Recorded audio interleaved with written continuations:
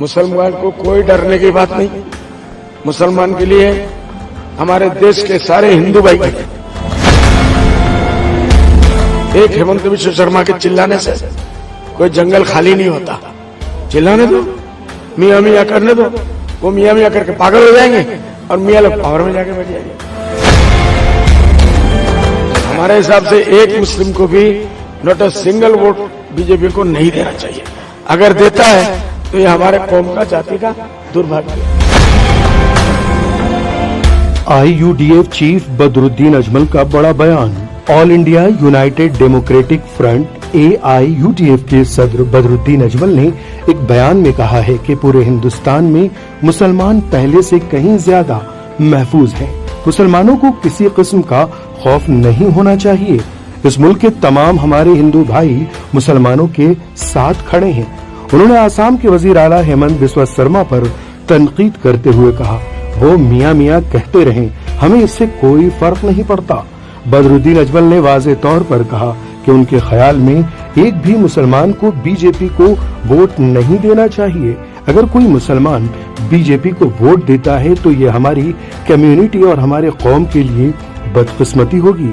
कांग्रेस पर इल्जाम आयद करते हुए AIUDF चीफ ने कहा, कांग्रेस बीजेपी को 100% वॉक ओवर दे रही है। दोनों के दरमियान एक समझौता है और मैं ये बात खुलेआम कह रहा हूँ। वो चाहते हैं कि बीजेपी दोबारा इक़्तिदार में आए। उनके इस बयान के बाद आसाम की सियासत में एक बार फिर गर्मा गर्मी पैदा हो गई है और सियासी हलकों में इस पर शदीद रद्द-ए-अमल देखने को मिल रहा है। पूरे इंडिया में जितना पहले कभी भी नहीं था सेफ है। मुसलमान को कोई डरने की बात नहीं। मुसलमान के लिए हमारे देश के सारे हिंदू भाई खड़े। एक हेमंत विश्व शर्मा के चिल्लाने से कोई जंगल खाली नहीं होता। चिल्लाने दो, मियाँ मियाँ करने दो, वो मियाँ मियाँ करके पागल हो जाएंगे और मियाँ लोग पावर में जाके बैठ जाएंगे। इसलिए उनको पागल होने तो क्या इस बार असम के मुस्लिम बीजेपी के पक्ष में वोट डालने चाहिए या नहीं?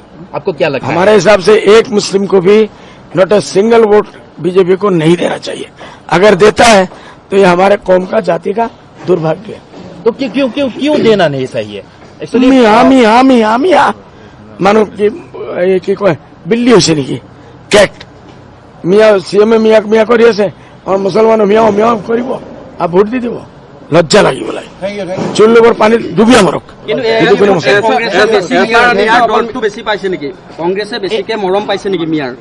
কংগ্ৰেছে না কংগ্ৰেছে যদি 23টা ভোট মইতো কৈছো আমি লাগিলে আমি পাৰ্টি বিদ্ৰোহ কৰি দিম।